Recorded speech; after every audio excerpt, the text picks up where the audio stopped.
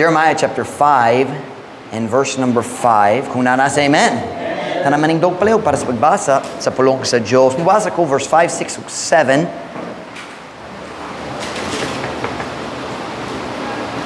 Jeremiah chapter 5 verse 5. English na say kaduha. I will get me unto the great men and will speak unto them, for they have known the way of the Lord and the judgment of their God. But these, talking about other people, but these have altogether broken the yoke and burst the bonds. Wherefore a lion out of the forest shall slay them, and a wolf of the evening shall spoil them. A leopard shall watch over their cities. Every one that goeth out thence shall be torn in pieces, because their transgressions are many and their backslidings are increased. How shall I pardon thee for this? Thy children have forsaken me, and sworn by them that are no gods. When I had fed them to the full, they then committed adultery and assembled themselves by troops in the harlots' houses. Ang pagka-translate sa pulong harlot sa Bisaya, strong kaayo. So magborn ko ninyo daan, dali katawanan. Verse 5, Bisaya. Ako mudala kanako ngadto sa bantugang mga tawo. Og musulti ngadto kanila kay sila nasayod sa dalan sa Ginoo og sa paghukom sa ilang Dios. Apan kini sila dungan nga mibali sa yugo og mibukto sa mga gapos. Busa uskaliyon gikan sa lasang ang mupatay kanila. Ug usa ka lobo sa mga gabi mutukog kanila. Usa ka leopardo ang mubantay sa ilang mga syudad. Ang matag usa nga nagagawas dito paga kunis-kunison. Tungod kay ang ilang kalapasan daghan o ang ilang mga pagsuki nagkadaghan. Unsaon nako sa pagpasaylo kanimo tungod ni ini. Ang imong mga anak misalikway kanako ug nanumpa pinaagi sa mga dili mga Dios. Pinaagi kanila nga dili mga Dios. Sa diha nga ako mipakaon kanila ngadto sa pagkabusog, sila dayon mihimo sa pagpanapaw o mitigom sa ilang mga kaugalingon pinaagi sa mga tropa diha sa mga balay sa mga bigaon. So my message comes from verse 7. How shall I pardon thee for this? Unsaon nako sa pagpasaylo kanimo tungod ni ini. Samtang nagandam ko nini nga mensahe gahapon, abi na kong magwali ko kabayan sa naidaghang pangatana nini nga kapitulo. Nabi na kong magwali ko sa lain-lain pangatana. Dayon ang Diyos he brought me back to verse 7 and that was all. Verse 7 na lang. That question, how shall I pardon thee for this? That's a powerful question. Can I say makahait? Hait man? Pointed? Makasakit? It's makahadlok. Unsaon nako sa pagpasaylo kanimo tungod ni ini, or maybe we could also say alang ni ini. Magampo na ta. Thank you mo makalingkod para sa mensahe karong buntag. Father, thank you for Easter. Thank you for a time for us to remember the resurrection. Now certainly, Lord, we should remember it all the time because it is our hope. It is the foundational doctrine of our Christian faith. But Lord God, would you bless us today? Holy Spirit of God, would you bless this message as the message you put on my heart? So would you please fill me with your Spirit as I deliver it? God, I need your power. I need your help. Work in our hearts. We pray in Jesus' name. Amen. Pwede ka mo maglingkod. Ang ikalimang kapitulo sa Jeremiah, mapuno sa mga pangutana. Na mga pangutana ngadto sa Dios, pero mas daghan pa ang mga pangutana gikan sa Dios. Unsa manggod ang katuyuan sa pangutana? Kung mangutana ta, unsa man ang rason? Most of the time, mangutana ta tungod wala ta kabalo sa tubag o ganahan mukat-on. Pero usahay kita magpangutana sa tao, tungod ganahan ta nga sila maghuna-huna kabahin sa tubag. We call that in English a rhetorical question. Dili gidahom nako nga ikaw mo tubag kay ang katuyuan sa pangutana mao ang pagpahuna-huna nimo. Ug kana atong makit-an diri sa Jeremiah chapter 5, ang Diyos wala nangutana kanila tungod wala siya kabalo sa tubag, siya man ang Diyos. Ang Diyos nahibulo sa tanan. Busa kung ang Diyos mangutana siya tungod ganahan siya nga kita maghuna-huna kabahin sa tubag. Usahay siya mangutana aron English. Sometimes he asks us questions to show us how little we really know. Aron magpaubos sa atong garbo. Kana atong nakita diya sa story ni Job.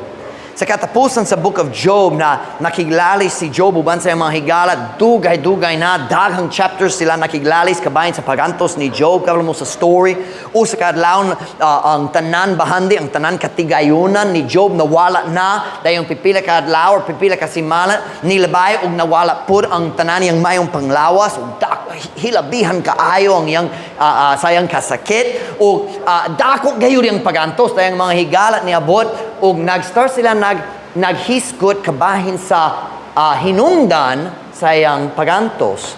Ug si Job wala nag-uyon. Sila nagyon nakasala ka. What ko'y sala? And if you read the story, you know it wasn't because of sin. Pero nakiglali sila, nagdebate sila. Basing 30 chapters, nagdebate sila. But as the argument increased, hina-hina ang garbo ni Job nagbarog. O kung ikaw maghinay, nausahay ang tao, ang unang panahon ng tao mo ba sa Job, just malibog siya sa debate. Unsa manig? Just, pwede ba tayo mo abot sa katapusan sa story? Nga naman kinahanglan mo ba sa tanan nilang pakilalis? But if you slow down, the more times you read Job, the better you'll understand the arguments. Pero ang makita nimo kung ikaw mo basa sa Job, balik-balik, makita ka, hina-hina ang garbo ni Job ni Barog. O wala siya nakiglalis lang batok sa higala, nagbasol, budpud siya sa Ginoo. Nag-start siya nagsulti, siya nagsilot na ko, bisan ako walay sala. He was nagsumbong siya sa Ginoo. Hapit nanduol kayo sa pagsumbong sa Ginoo. O sa kamatuoran, kitang tanan usahay, gitantala nga mo sumbong sa Ginoo. Ug sa katapusan sa book, ang Diyos nag-interrupt sa ilang discussion aron siya mag-humble, magpaubos ni Job. I think he asked over 80 questions in 2 or 3 chapters. Pila ka tubag ni Job? Wala gayud. What was God doing? He was using questions. Naggamit siya sa pangutana aron mopakita ni Job sa pagkagamay sa iyang kaugalingong kahibalo. Aron ma-humble na siya.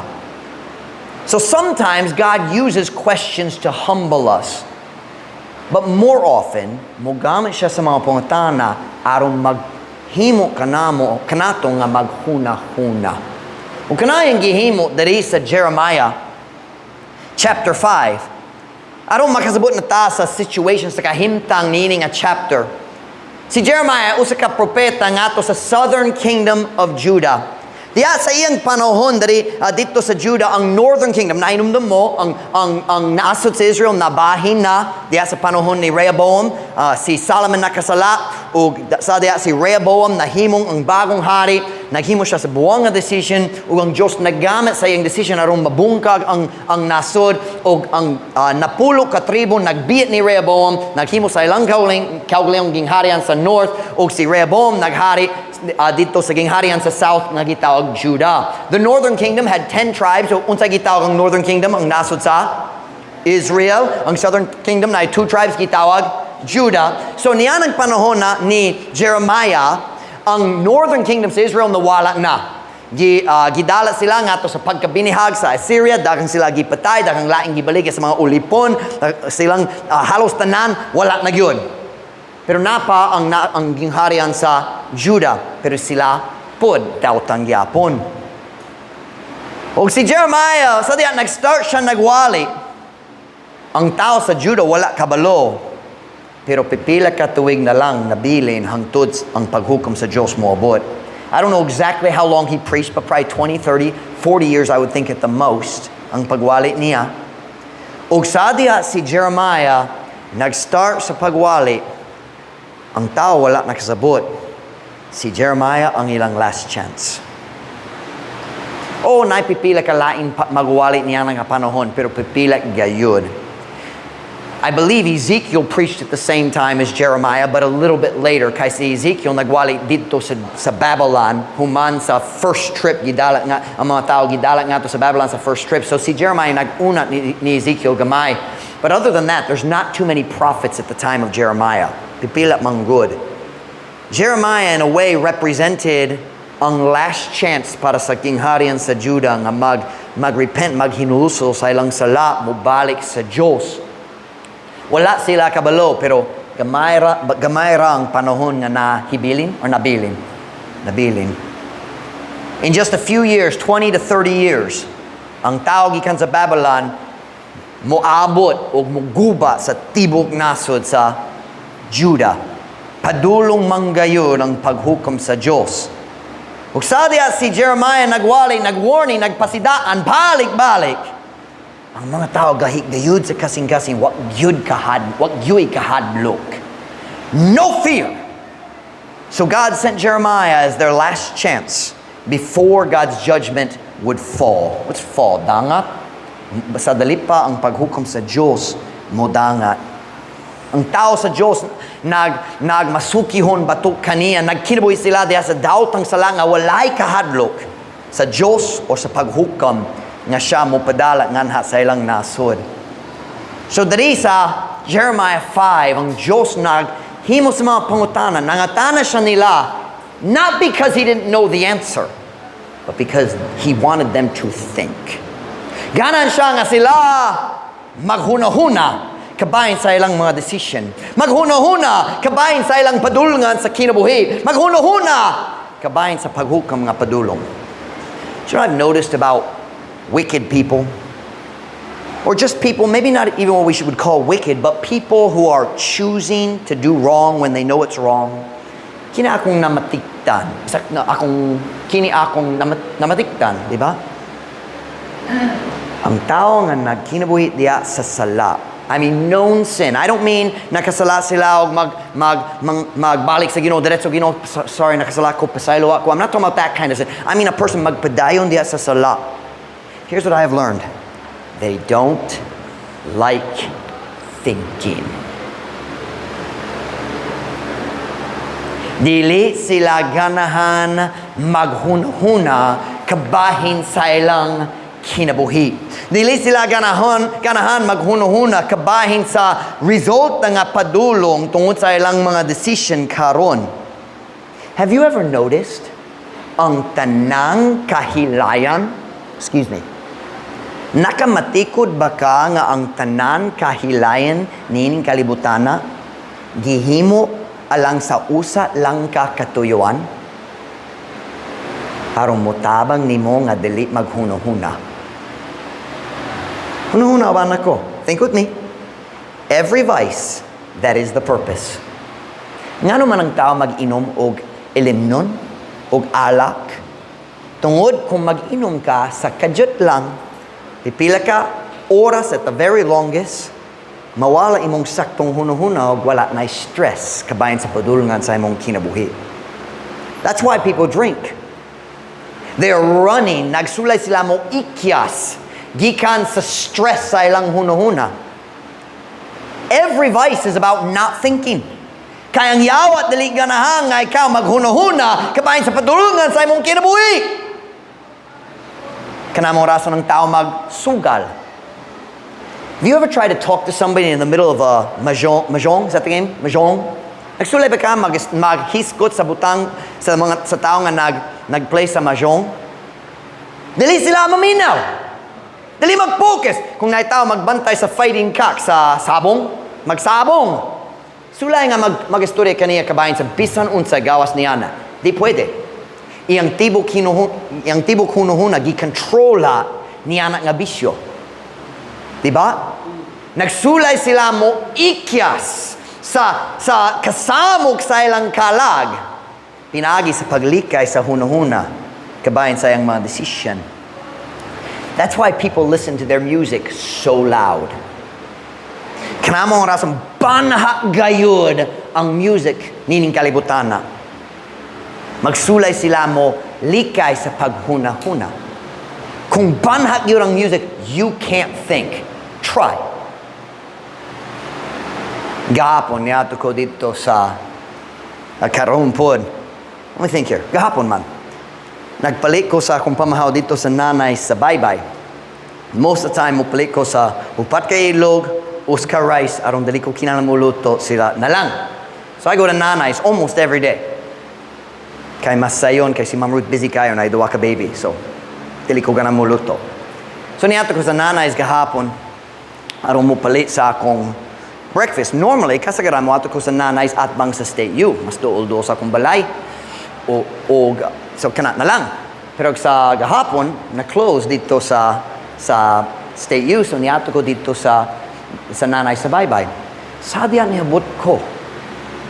6 a.m. kapin. Mga 6 lang. And the music was so loud. I could hear it all the way from the bridge. Nagsulod ko arong mag-order. Kinala mo singgit arong siya magadungon ako. Naon sa man ka sa 6 a.m. 6 a.m. na lang.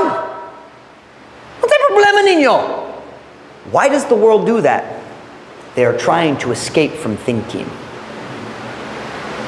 This world doesn't want to think because thinking brings worry about the decisions they're making. Thinking brings guilt. Ang paghuna-huna mo dala sa pagkasadaan ug tanang stress nga magkauban niyana. Walay tao nagahuna-huna diha sa disco. Walay tao nagahuna-huna diha sa bar.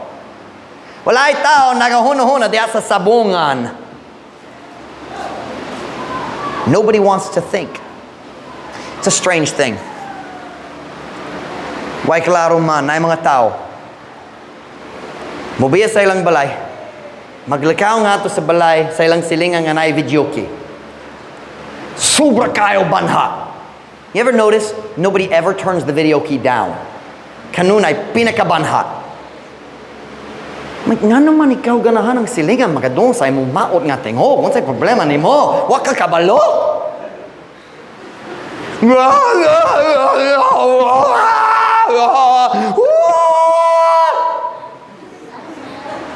Kanagayon! So sila mo biya sa ilang balay nga makadungo pero medyo hinay. Ug mo ato dito sa payag sa ilang silingan. Ug maglingkod tuol. Ba ba ba ba ba ba. Di ba? Dahil ang parehong nga tao mo bisita sa Truth Baptist Church umusulti. Hoy, Pastor Mike, banha kayo. Di ko ganahan niya na. Dili ko comfortably sa iyang banha. Ang kakusog sa akong tingog walay labot. Dili sila sa akong pulong, walay labot sa akong kabanha. Kung maghanghang ko, dili sila komportable. Kaya yung problema maong ilang sala, dili ang akong kakusog sa tingog. Can I say, kung dili ka comfortable sa pagsimba, ang akong pagwali, dili ang problema. Kung dili ka comfortable, ka na ang imong problema, ikaw ang naisala.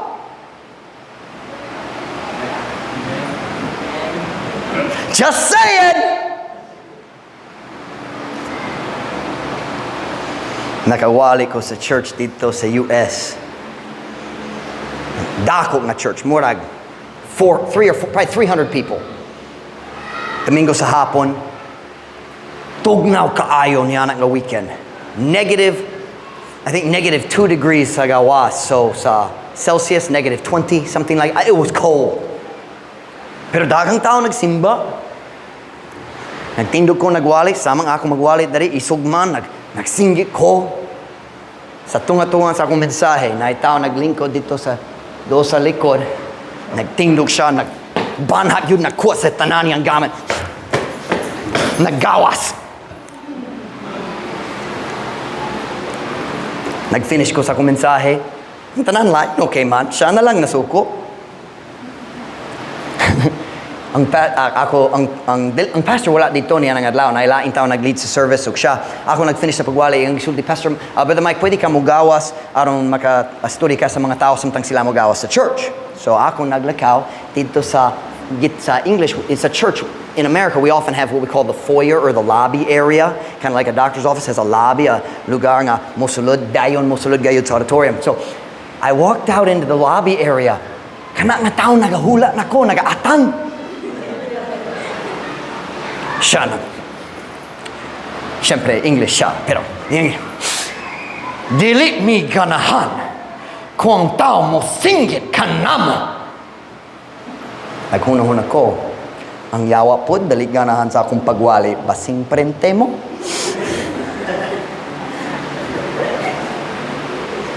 It's funny how ang tao dali magreklamo kabayan sa kabanha sa ilang silingan sa music, pero musulod sa church, o kanangin ang alibay. Pero sa kamatuoran, dali sila ganahan sa pulong, wala labot sa kakusok sa tingog. By the way, kung dali ka ganahan sa isog nga pagwali, ikaw po dali ganahan ni Jesus, John the Baptist, Elijah, Noah, etc. Just saying. Kung ang tao dali comfortably sa church, ang problema murag sala. Dayon masayon kaayo maglingkod dito sa balay, magbantay sa TV. By the way, nga naman mo bantay ta sa TV, dili kinala maghunahuna. Kung mubasa ka sa book, maghunahuna ka. Kung mabantay sa TV, dili. Masayon mo lingkod sa balay, mabantay sa YouTube videos. I'll find a sermon on YouTube. Ha, ha, ha. Mubantay ka katungat dayon. Uy, nailaing video diri kabayan sa mga iro. Cute kaayo. Tinood? Masayon maglingkod sa balay, mag-Facebook. Kay nga naman, walay hunahuna gikinahanglan. Can I say, listen to me, the devil doesn't want you to think. Ang yawat, dili ganahan ikaw maghuna-huna. Psalm 46:10, turn there with me. Psalm 46:10.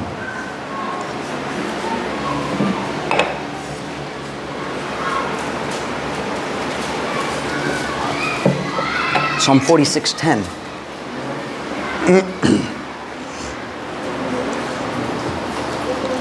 Psalm 46, verse 10.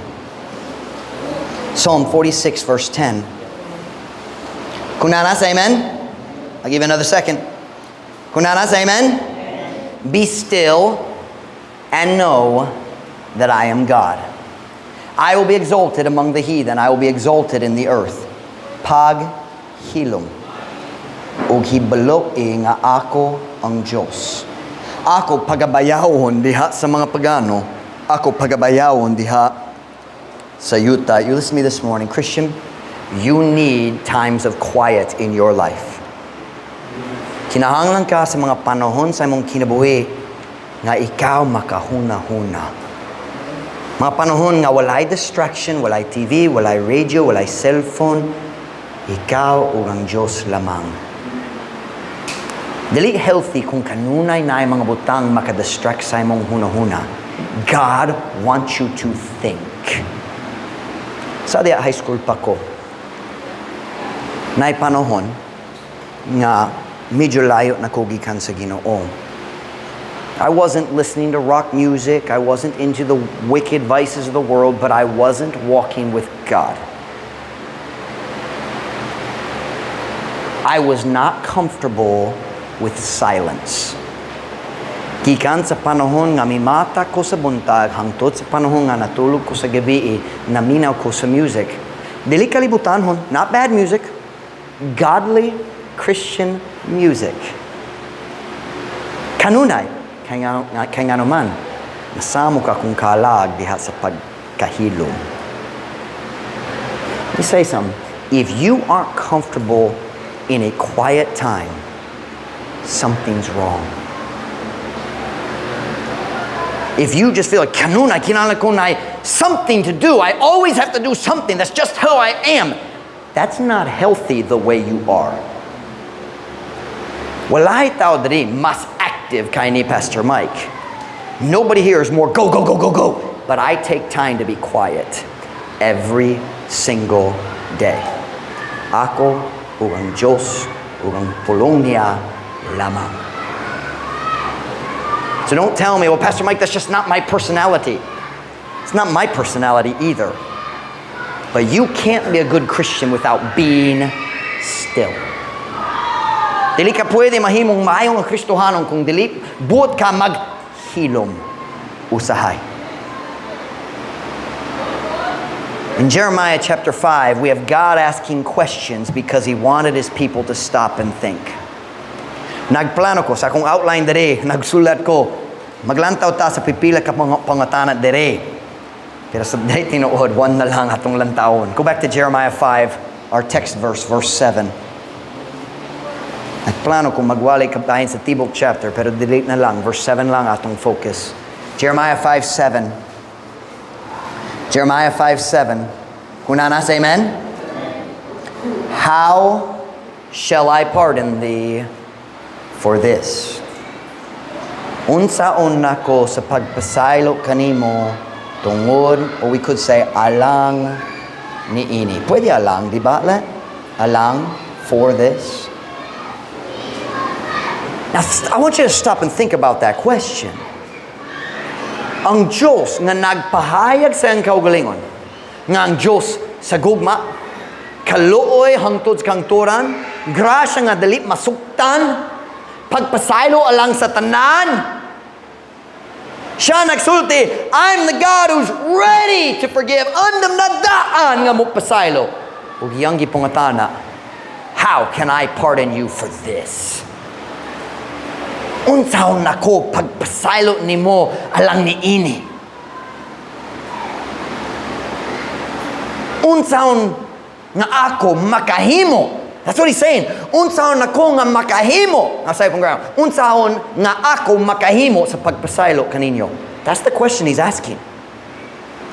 When you understand the character of God, that's a powerful, scary question. Now I have a question. Ang Diyos ba nahibalo sa tubag? Does God know the answer? Yes, He does. Then why did He ask it? Nga naman siya nangutana. Tungod ganahan siya nga sila maghunahuna. He's trying to make them think, and here's what He's trying to make them understand. Here's what He's asking.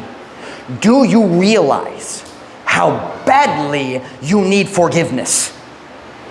Grabe kayo ni! Nakasabot ba ka sa hilabihan kadakot sa imong panginahanglan sa pagpasaylo? One of the greatest dangers in our world today is that we get so used to sin that we don't think it's a big deal and we don't feel we really need forgiveness that bad. Dali ta maanad sa kidautan o kaugawan nining kalibutana o kung kita makasala, diretso ta magkampara sa laing nga mas dautan o magsulti. Pero okay naman ko, mas mayo kay kaniya. That's not the issue. God said, do you understand how badly you need forgiveness? Grabe kayo, seryoso kani. So can I ask our church a simple question this morning? Kinahanglan ba ka nga pasayloon? Well, I mean something specific. I'm not talking about just in general life. I mean, is there something specific na konsensya ka ron? Nakasala ba ka batok sa imong Diyos? Or could I put it this way? Ang Ginoo ba na raso nga mosilo kanimo karon adlaw? Salamat sa Ginoo, dugay kayo siya masuko. Dilit-diretso, dilit-dalik kayo siya masuko, sama na to. Pero ikaw ba mihatag kaniya sa raso nga mosilo nimo? Kung siya mag-decision, karon man, kini nga adlaw sa pagsilot sa tanan, napa siya raso nga mopapil nimo? I want to teach you a truth this morning that's very important doctrinally. English una. Every sin we commit is an attack on the righteousness of God. Matag sala nga buhaton na to, mao gayud ang atake diya sa pagkamatarong sa Dios. Turn with me to Psalm 51, verse 4. Psalm 51, verse 4.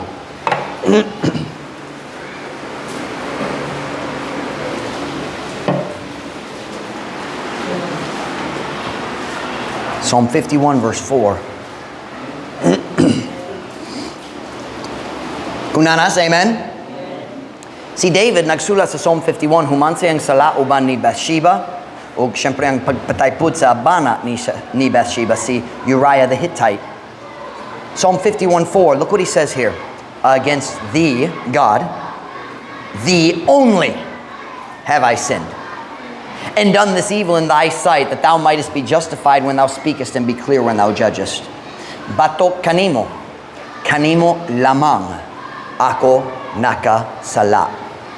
O mibuha niining dautan sa imong pananaw, aron ikaw mahimong pagamatarungon sa diha nga ikaw nagsulti, ug mahimong tataw sa diha nga ikaw naghukom. Tataw is klaro. Now I want you to listen to your pastor for a minute, because there's a lot of misunderstanding about sin. Sa daghang panahon, sa halos tanan panahon, ang atong sala makasakit sa uban. However, ang atong sala dili batok sa tao. Ang tanan atong sala batok sa Ginoo. Listen, kay siya ang nagsula sa balaod, dili ang tao nga nasakit nimo. David nagingon, against thee only have I sinned. Now wait a minute. Nabay kadaot diha sa kinabuhi sa uban tungod niya dako gyud. Gipatay gayud si Uriah. But David didn't sin against Uriah. Now we use that terminology. Pero si David wala nakasala batok ni Uriah. Nakasala siya batok sa Diyos, ug ang iyang sala nakasakit ni Uriah. Are y'all understanding what I'm saying here? This is doctrine. Our sins are only against God because God is the lawgiver, and sin is breaking God's law. Kanama ang raso nga ang Diyos lamang makapasaylo sa mga sala. Ang Diyos lamang makapasaylo sa mga sala. Nainom mo sa story, I think it's in Matthew 9, also in Mark 2. Upat ka tao nagdala sa paralitiko. Is that the word? Paralitiko, nga ato ni Jesus. In English, it says he has palsy. May problema sa pagkontrolo sa iyang lawas, so dali siya makalakaw, dali makabarog. Sila nagdala siyang higdaanan nga ato ni Jesus, pero si Jesus nasulod sa balay, ug hugot kayo, dali sila makasulod. So nagsaka sila sa atop, nagduktok sa atop, ug nagpaubos niya gamit o pisi. Remember that story? Dayon si Kristo naglantaw kaniya ug iyang gisulti, thy sins be forgiven thee. Now I have a question. Had that man sinned against Jesus in his physical life on earth? No. Jesus was claiming to be God. Sa diya siya nagsulti, ako mo pasaylo na sa imong mga pasayloon na ang imong mga sala. Do you know what I'm saying? Ako manggurang Diyos, kaya ako makapasaylo sa sala. And he says that in the next, let's read it. Let's read the next verse. Go to Matthew chapter 9, verse 6. Ang pagsulti, ang imong mga sala pasayloon, kana ang pag-angkon nga Diyos gayud siya. Matthew 9, verse 6.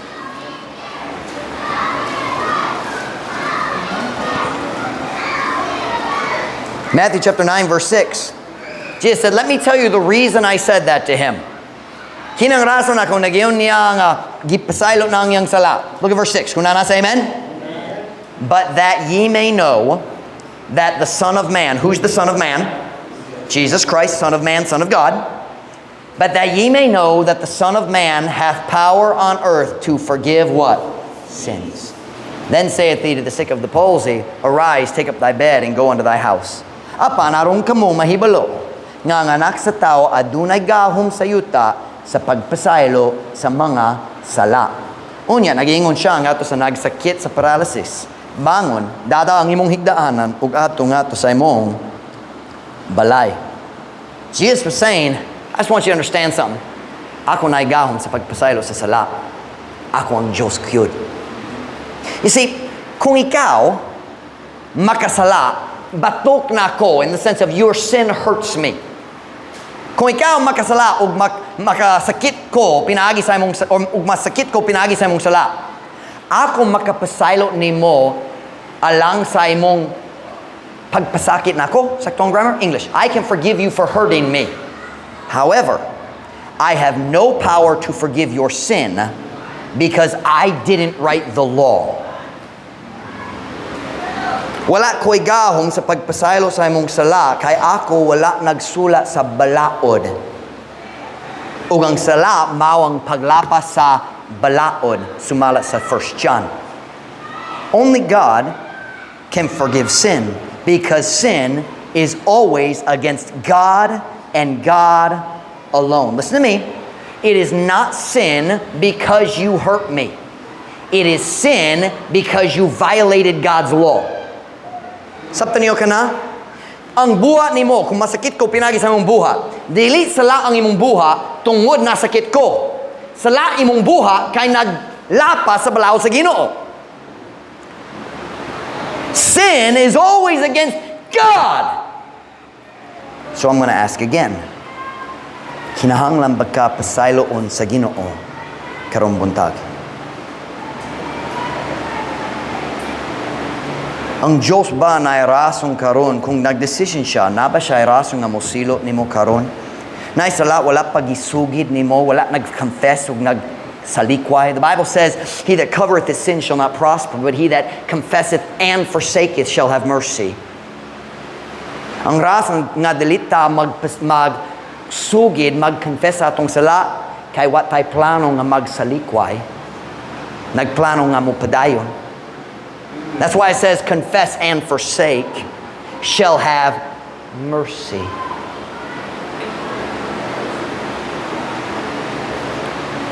I believe, nagato ko, mura kitang tanan diri na luwas.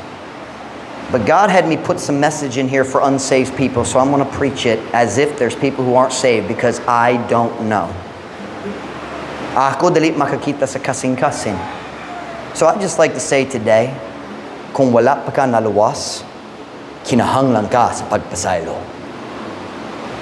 Ang imong sala, modala kanimo diretso sa impyerno kung mamatay ang imong lawas diri sa kalibutan. Kinahanglan gayud ka sa pagpasaylo. Kahapon or basing Friday, nagbasa ko sa makaluoy nga verse. Is that right? Makaluoy? Ako rin mo basa, Proverbs 27:20. Hell and destruction are never full, so the eyes of man are never satisfied. Ang impyerno ug kalaglagan dali gayud mapuno. Sa ingon ang mga mata sa tao dali gayud matagbaw. Ang impyerno dali gayud mapuno. Wala gayoy tao nga miabot sa impyerno dayong gisultihan. Sorry kayo, apan wala may bakante karon. Puno na gayud karon. Kanawa gyud na hitabo. Ang impyerno dali gayud mapuno. Kanunay. Adunay dapit alang sa dugang pang usa sa impyerno. Kung wala ka sure nga naluwas ka, ayaw mo tago niya na kay maulaw ka. Mas mayo pagyud kung ikaw mo mangayo og tabang ug makasaguro karon nagasalig ko ni Kristo para sa akong kaluwasan. Basing naluwas sa una pero wala ko sure. So karon maghimo ko sa decision, mutuo ko ni Kristo lamang ug iyang sakripisyo para sa akong sala. Kung naay pagduda, nga naman maghula.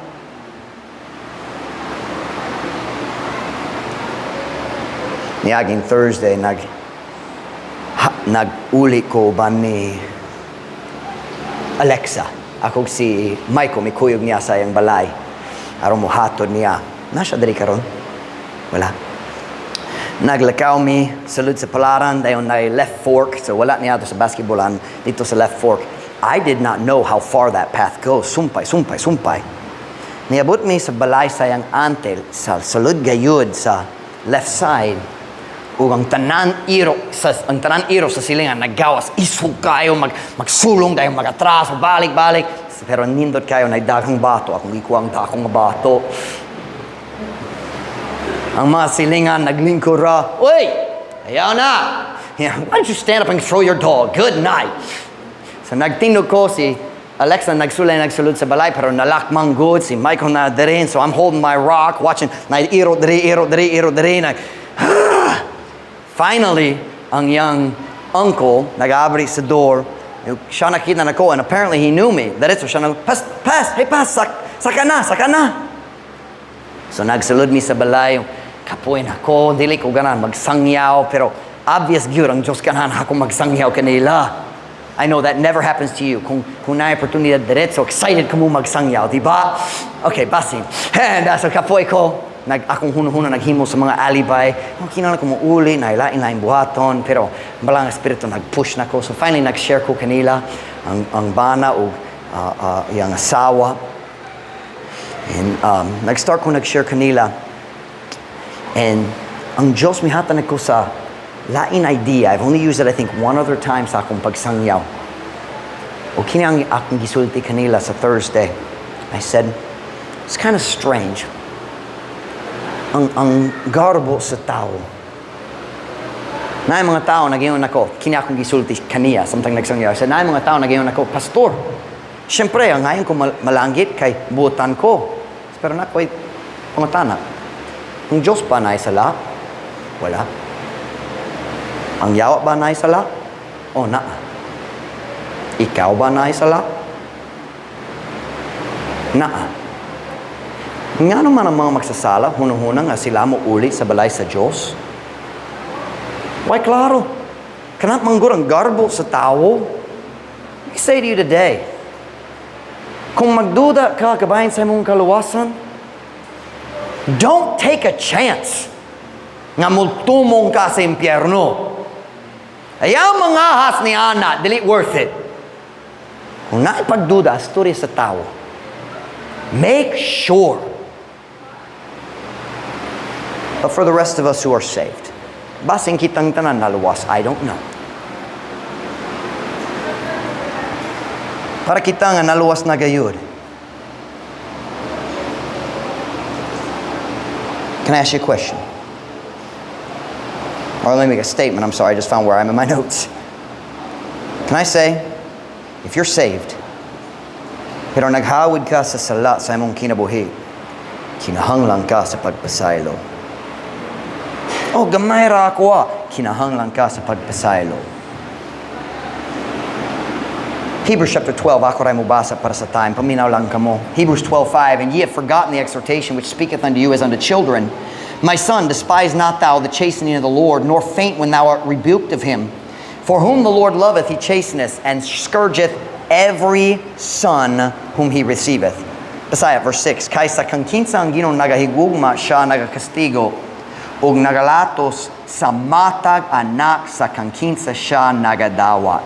You listen to me. Kung ikaw uska anak sa Diyos, siya mo disiplina gayud kanimo kung magpadayon ka diha sa sala. He said, I chasten every son. You watch me now. Kung makasala ka o wala gayud pagkastigo sa Ginoo, that's scary. Basin dili ka usa ka anak. Having sin in your life doesn't mean you're not saved. Having sin and no punishment means you're not saved. Because it says a little later in that same passage, if you are without chastisement, then are ye bastards and not sons. The word bastard means anak sa gawas. Dili tinuod nga anak. Sa Bisaya, bastardo, but the proper meaning is anak sa gawas. You listen to me. If you can go on for weeks and months and never feel anything, you should be scared to death. Pero kung ikaw mo ba sa church o ang pastor mo wali o naigo ka na konsensya na salamat sa Ginoo, anak ka. Anak ka.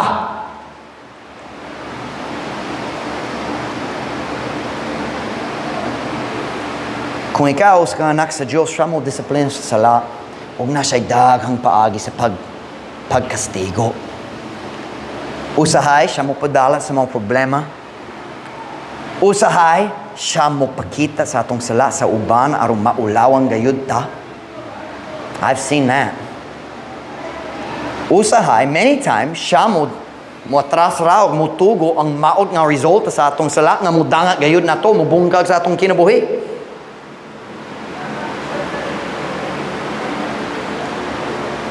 So I'm asking you this morning, kinahanglan ba ka sa pagpasaylo? Magkinabuhi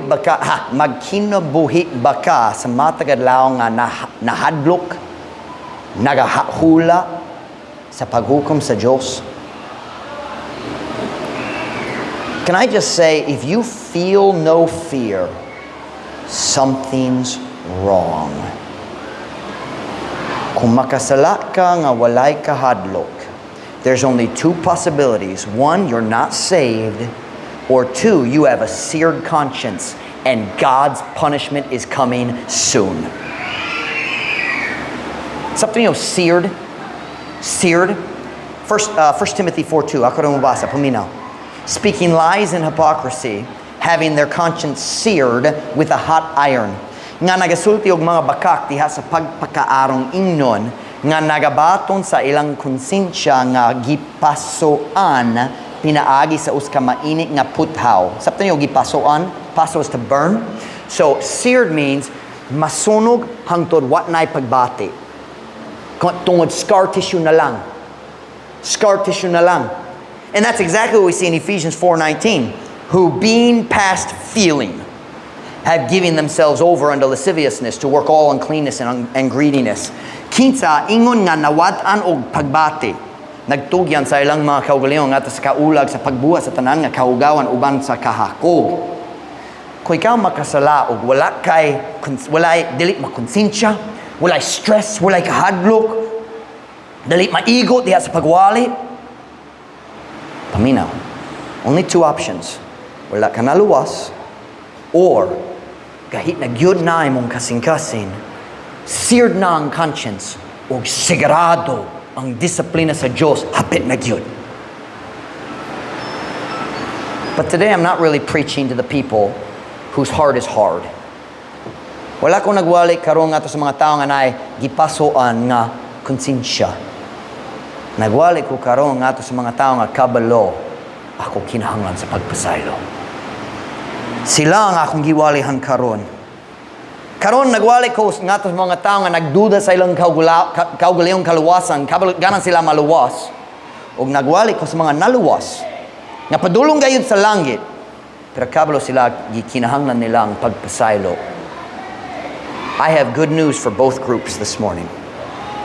Nakoy mayong balita para kaninyo karong buntag. Sa atong text verse sa Jeremiah 5:7, God asked the question, how shall I pardon thee for this? Unsaon nako sa pagpasaylo kanimo tungod ni ini? I'm going to tell you right now, I don't know the answer to that question. Ang pagpasaylo sa Ginoo, how you say, mahibulong ko sa pagpasaylo sa Ginoo sa akong kinabuhi. Balik-balik siya nagpasaylo nako. O usay magduda ko, giunsa niya pagpasaylo nako pag-usab. I don't understand the answer to that question, but I know He does. And the good news is in our verse earlier that we read about Jesus. You ready? But that ye may know that the Son of Man hath power on earth to forgive sins. Aron kamo mahibalo nga ang anak sa tao adunay gahom sa yuta sa pagpasaylo sa mga sala. Kanamo rason nga si Kristo niyanhi diri sa kalibutan. Aron mahimong sakripisyo lang sa atong sala, namatay siya gilubong Easter Sunday ni nabanhaw. Why did He do that? So He could forgive sins and give eternal life. And then after salvation, makapasaylo siya pag-usab. O pag-usab. O pag-usab. O pag-usab. Siya nga magsugid o magsalikway, makabaton o kaluoy. Nindot nga verse, John chapter 1 verse 8 and 9. If we say that we have no sin, we deceive ourselves, and the truth is not in us. If we confess our sins, He is faithful and just to forgive us our sins and to cleanse us from all unrighteousness. Kung kita mag-ingon nga kita walay sala, kita naglimbong sa atong mga kaugalingon, o ang kamatuoran wala dinhi kanato. Kung kita magsugid sa atong mga sala, siya matinumanon ug matarong sa pagpasaylo kanato sa atong mga sala, ug sa paghinlo kanato gikan sa tanan pagka dili matarong. Akong pastor dito sa US, humanat ako karon. Ang akong pastor dito sa US, si Dr. Hobbins, na siya sa langit karon, yung anak ng pastor karon sa among church. Dr. Les Hobbins, mubo siya, 5'4", still taller than you, and 5'4". Kung siya nagsulti kanunay, I'm 4'16", and 5'4". And I remember him standing there. He had a small pulpit because he was short. But balik-balik, nakadong ko kaniya nga agsulti niini. He would say, here's the English expression, I'll explain it. He would say, Christians, keep short accounts with God. So Pastor Mike, what does that mean? I'm not going to explain the metaphor. I'm just going to put it in simple Visayan. Ayaw pagtugo ang mga sala mo patong-patong. Sa diha-diha nga makonsensya ka, Ginoo nakasala ko batok nimo, diretso pagsugid sa sala ug pangayo ug pagpasaylo ug siya matarong ug matinumanong ang magpasaylo diretso. He's faithful and just. Christian, listen. Kung ikaw nagbati karon, kinahanglan ko pasayloon. Ang Diyos na iraso mo silo nako. Ayaw paghula ang turang disiplina pag mobot na. Kung makabaangkon ka sa kaluoy, nga naman maghula para sa pagsilot. Salamat sa Ginoo para sa iyang kaluoy. But the Bible is very clear. The mercy of God lasts forever and ever for those who fear Him. Kung nakay sala karon, something this week, dagan nga to sa Ginoo. Pangayo og pasaylo, siya mo hatag. Siya magpasaylo. Whenever head bowed, every eye closed.